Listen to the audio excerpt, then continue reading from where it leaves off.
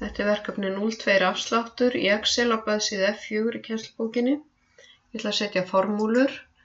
Við ætlum að kaupa 2 pör af garðhönskum á 399 kr. pari, þannig að við setjum með formúlu og við margföldum saman. Og það er alveg sama hvort þið smellið fyrst í B3 eða C3. Og við afritum formúluna niður. Við ætlum að leggja saman hvað vörurnar kosta. Smellum hérna á Autosum og sjáum þið svæðið sem þið eruð að leggja saman. Við erum að borga 10.918. Við fáum 20% afslátt. Ef þið væri með vasareikning mynduð margfalda með 0,2. En við ætlum að segja sama sem niðurstöðutalan margfalda með 20%. Þannig að þetta er afslátturinn sem við fáum. Ég geri það viljandi að setja ekki 1000 punkta án aukastafa alveg strax því að þá sjáu þið hvernig þetta kemur. Verð með afslætti er þá fulla verðið mínus afslátturinn sem er 20%. Þannig að þetta er upphæðin sem við eigum að borga.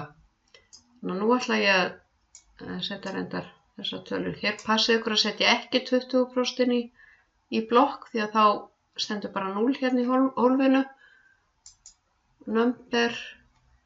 Haka hérna við number og use 1000 separator, engir aukastafir. Kemur hérna, þetta eru 1000 punktarnir hér og aukastafirnir hér.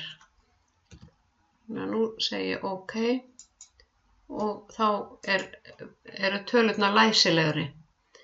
Og við ætlum að setja grunnlínur. Við ætlum að setja grunnlínu hér.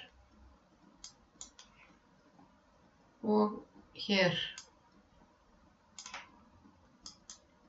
Við ætlum að raða líka í stafrófsröð. Við ætlum að raða eftir vörutegund.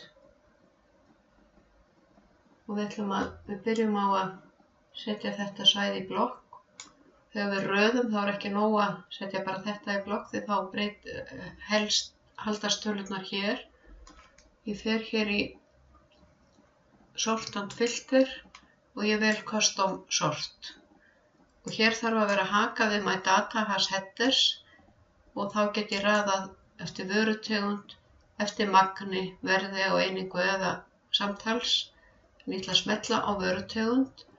Það er haka hér við og ég raða í réttri röð frá A til Ö og OK.